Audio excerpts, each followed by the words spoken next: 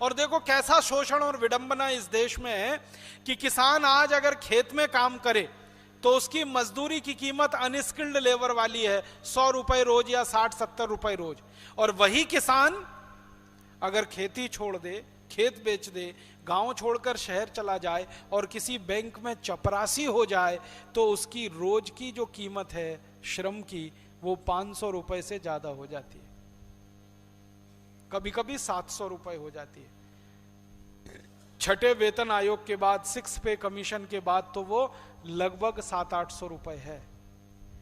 अब बैंक में चपरासी हो जाए किसान अपना खेत बेचकर तो उसको एक दिन का श्रम मिलेगा, एक दिन का मूल्य मिलेगा 700-800 रुपए, और वो खेत में अपनी हड्डी तोड़े और अपने पांव गलाए और इस देश के लिए पूंजी उत्पादन करके दे तो एक दिन का श्रम का मूल्य है सिर्फ 100 रुपए।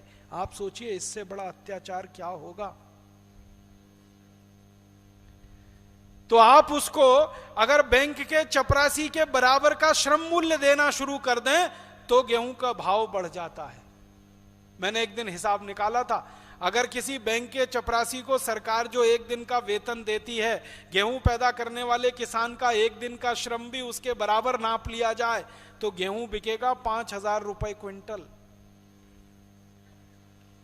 चावल बिकेगा 6,500 से 7,000 रुपए क्विंटल, कपास बिकेगी इस देश में 10 से 12,000 रुपए क्विंटल, मूल्य तय हो जाएगा उसका। तो मैंने उस सेक्रेटरी से कहा कि भाई आप उनको श्रम का मूल्य उतना क्यों नहीं देते जो बैंक के चतुर्थ क्लास कर्मचारी को आप देते हो। किसान तो उससे बड़ा काम कर रहा है, बैंक का चपरासी तो कुछ काम नहीं कर रहा है, बंदूक लेके दरवाजे पर बैठा हुआ है, बंदूक कभी चलाता नहीं है और कभी उससे चलती भी नहीं है, और जब चलाने का वक्त आए तो छोड़ के भाग लेता है। बैंक डकैतियां होती हैं तो कैसे होती हैं मालूम है? चपरासी सबसे पहले भाग लेता है। जो बंदूक चलाने के लिए दी गई है और उसके लिए जो उसको पैसा मिलता है, जब चलाने का नौबत आता तो बंदूक छोड़ के भाग लेता है। उसको आप 700-800 रुपए रोज का दे रहे हो, और जो किसान अपनी हड्डियां गला रहा है और देश के लिए पूंजी उत्पादन और अन्न उत्पादन करके दे रहा है, उसको दिन की मेहनत 100 रुपए, 80 रुपए, 70 रुपए, 60 रुपए। ये सबसे बड़ा तमाशा है। हमारे देश में 3 क्षेत्र हैं। एक है सर्विसेज का सेक्टर, सर्विसेज आप समझते हैं, बैंक है, बीमा कंपनियां हैं, रेल है, पब्लिक सेक्टर है, ये एक सर्विसेज सेक्टर है। दूसरा है प्रोडक्शन का सेक्टर, इंडस्ट्री का सेक्टर है जिसमें कारखाने चलाने वाले लोग हैं। और तीसरा है कृषि का क्षेत्र है। तो उद्योग के क्षेत्र में, कृषि के क्षेत्र में और सेवाओं के क्षेत्र में मिलने वाला श्रमिक मूल्य तीनों जगह अलग अलग है और जमीन आसमान का अंतर है। कृषि का मूल्य सबसे कम है, उद्योगों का उससे ज्यादा है और सर्विसेज का उससे भी ज्यादा है। मैंने कंप्यूटर चलाना सीख लिया, टाइपिंग ही तो है ना, और वो टाइपिंग करने के लिए अगर मैं थोड़ा मास्टर हो गया तो एक एक दिन का मेरा श्रमिक मूल्य हजारों रुपए में बैठता है। आपको मालूम है सॉफ्टवेयर इंजीनियर्स को 1-1 लाख रुपए, 1.5 लाख रुपए के पैकेज पे नौकरी मिलती है, तो उसका श्रमिक मूल्य रोज का 1000, 1200, 1500 रुपए, 8 घंटे काम कर रहा है, शरीर नहीं तोड़ रहा है, खाली कुर्सी पर बैठा हुआ है, एसी चल रहा है, गाड़ी में आता है, गाड़ी में जाता है, और उसका एक दिन का श्रमिक मूल्य आप हजारों में गिनते हैं। और जो किसान अपनी हड्डियां गलाता है, कमर तोड़ देता है, जिंदगी पूरी होम कर देता है, उसका श्रमिक मूल्य आप एक दिन का 100 रुपए भी नहीं गिनते। जब इतना शोषण होगा तो पूंजी उत्पादन में कमी आएगी। और पूंजी उत्पादन में कमी क्यों आई है इस देश में? हिंदुस्तान में आजादी के पहले जब खेती करने वाला किसान था ना, तो 1 एकड़ में 56 कुंटल चावल पैदा कर लेता था। इतनी उपजाऊ जमीन थी हमारी। 1 एकड़ में 56 कुंटल चावल, 1 एकड़ में 25 से 30 कुंटल गेहूं, 1 एकड़ में 90 मीट्रिक टन गन्ना, 1 एकड़ में 7 से 8 कुंटल कपास। इतनी उपजाऊ जमीन थी हमारी अंग्रेजों के पहले। फिर अंग्रेजों के आने के बाद ये यूरिया डीएपी का चक्कर शुरू हुआ, और आजादी के बाद तो बहुत भयंकर पैमाने पर यूरिया डीएपी का चक्कर शुरू हुआ। इसमें जमीन खराब होती गई, बंजर होती गई, हमारी जमीन पत्थर जैसी हो गई है, मालूम है? एक जमाना था कि इस देश की जमीन की मिट्टी पर पांव रखो तो ऐसा लगता था कि जैसे नए बने हुए रुई के गद्दे पर पांव रखकर आप चल रहे हैं। इतनी नरम, इतनी कोमल और इतनी मुलायम मिट्टी हुआ करती थी इस देश की।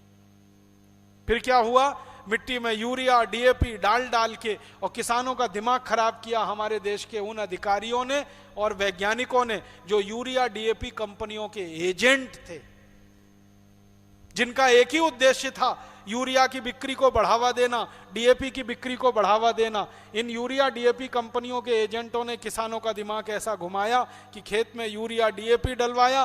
फिर धीरे धीरे खेत को नशा लग गया। जैसे शराबी आदमी को शराब का नशा लगता है, वैसे ही मिट्टी को यूरिया डीएपी का नशा लग गया। फिर हालत ऐसी हो गई कि मिट्टी में बिना यूरिया बिना डीएपी अन्न पैदा ही ना हो, तो किसान ने कट्टे पे कट्टा यूरिया डालना शुरू किया। पहले 1 कट्टा, फिर 2 कट्टा, फिर 3, फिर 10, फिर 15, फिर 20। अब बोरे के बोरे यूरिया पड़ते हैं। मिट्टी पूरी बंजर हो रही है, खराब हो रही है, पत्थर जैसी कठोर हो रही है। अब उसमें उत्पादन भी कम हो रहा है, तो पूंजी का निर्माण भी कम हो रहा है। इस कारण से पूंजी की कमी आई है इस देश में।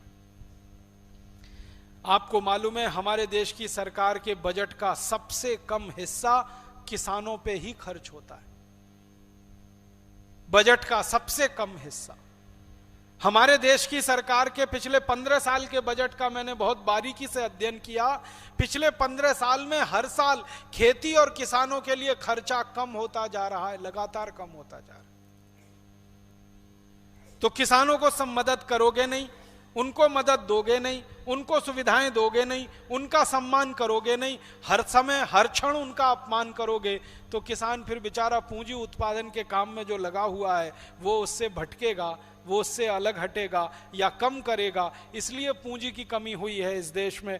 और उस पूंजी की कमी को पूरा करने के लिए हमारे ये मूर्ख नेता, जिनको मैं मूर्ख शब्द में कहना चाहूंगा, क्योंकि जहां पूंजी मूल रूप से पैदा हो रही है उस किसान की मदद तो नहीं कर रहे हैं। उस पूंजी की कमी को पूरा करने के लिए विदेशी कंपनियों को दरवाजे खोलकर बुला रहे हैं, आओ आओ हमको पैसा दो। ये कुछ ऐसा किस्सा चल रहा है, मैं आपको एक उदाहरण से समझाता हूं। एक मरीज है, वो बीमार हो गया। अब बीमार हो गया तो उसको खून की कमी हो गई, तो क्या करोगे? तो आप कहोगे खून की बोतल चढ़ाओ। 1 बोतल चढ़ाई, 2 बोतल चढ़ाई, 3 बोतल चढ़ाई। फिर मरीज थोड़े दिन में ठीक हो गया, फिर बीमार हो गया। फिर क्या करोगे? फिर 1 बोतल चढ़ाओ, फिर 2 बोतल चढ़ाओ, फिर ठीक हो गया, फिर बीमार हो गया।